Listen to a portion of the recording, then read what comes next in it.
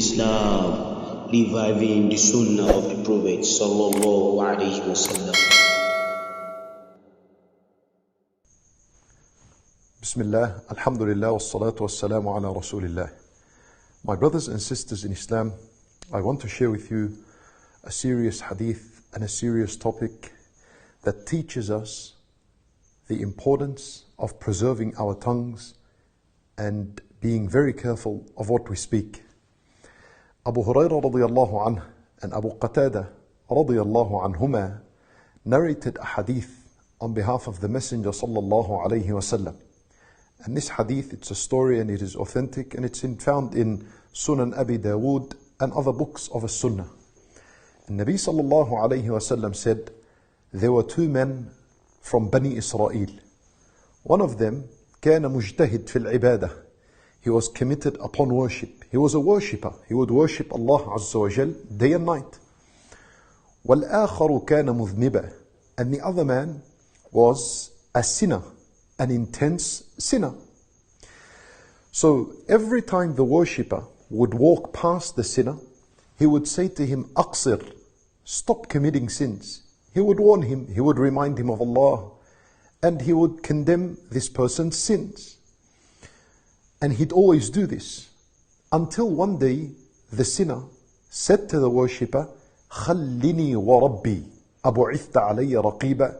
The sinner said to the worshipper, leave me alone, leave me. What I do is between me and my Lord. Have you been sent as a guardian and a watcher over me? This is what he said. So the worshipper, he got angry. And he said to the sinner, Wallahi la yaghfiru Allahu laka abada, Wallahi la yudkhiluka Allahu al-Jannah. He said to him, by Allah. The worshipper took an oath by Allah. And he said to the sinner that Allah would never ever forgive you. And He would never admit you into the paradise. He said words like this. So they died. And Allah subhanahu wa ta'ala resurrected them. And He said to the worshipper, أَكُنْتَ بِي عَالِمًا. Did you have knowledge of me? In other words, where did you get these words from? How did you dare take an oath on behalf of Allah Azza wa Jal that Allah will not forgive such a person? أَكُنْتَ بِي عَالِمًا.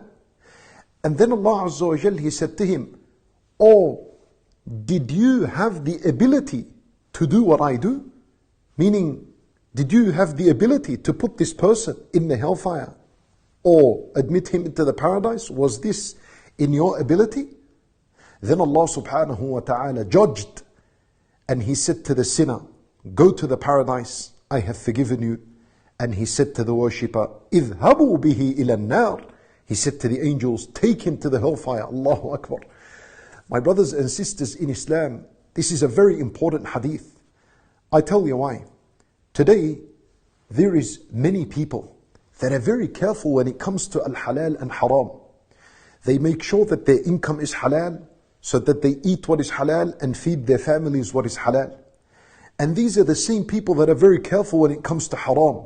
They want to know what meat is halal, what meat is haram.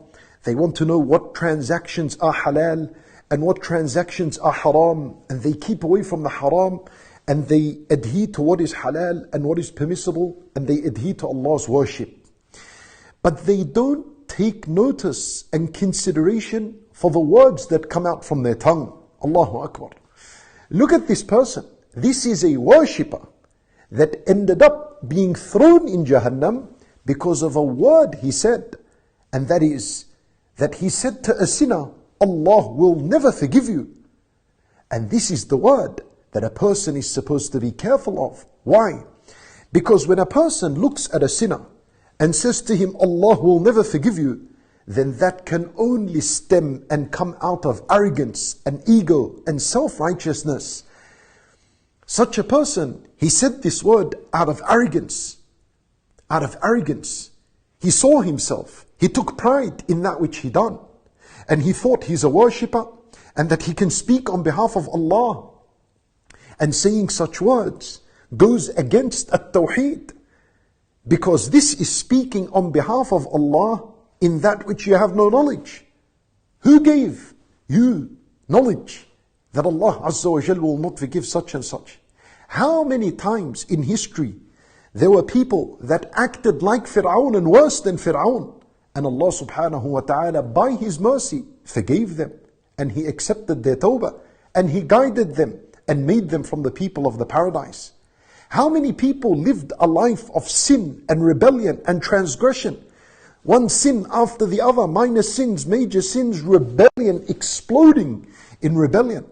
And then towards the end of his life, Allah subhanahu wa ta'ala chooses to guide him, and he becomes from the righteous slaves of Allah, and Allah forgives his past and admits him into the paradise.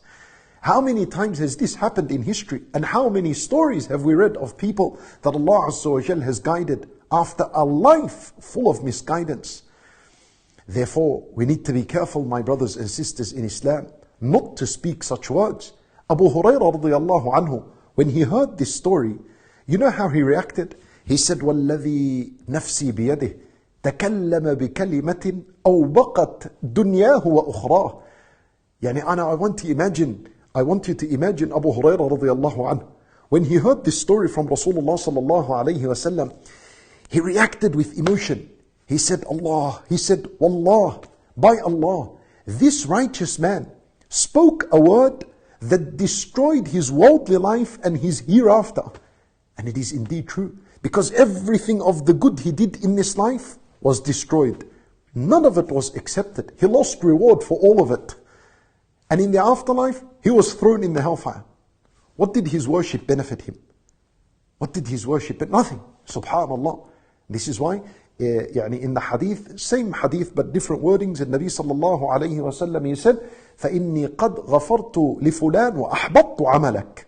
Allah Azza wa Jal, He said, I had forgiven the sinner and I destroyed you, O worshipper, I destroyed all your deeds. And my brothers and sisters in Islam, we can also learn from this hadith something beautiful. And that is that perhaps there are words that are hurtful to you and you hate to hear them, but they could be the cause for your forgiveness. Just like this sinner. You see, this sinner in the hadith, of course he hates to hear from someone that Allah will not forgive him and Allah will not admit him into the paradise. These are painful, hurtful words. But these painful words that he heard were the cause for why he was forgiven and admitted into the paradise. Subhanallah. This is Allah Azza wa Jal's ability. Allah is the one who judges among the servants. There is no problem if you see someone doing a wrong or haram or leading a misguided life, that you approach them and you warn them and you advise them and leave it at that.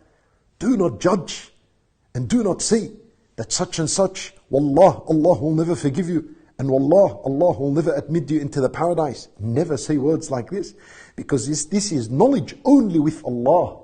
And if you say such words, you are speaking on behalf of Allah in that which Allah never revealed to you. Allah never told you about this.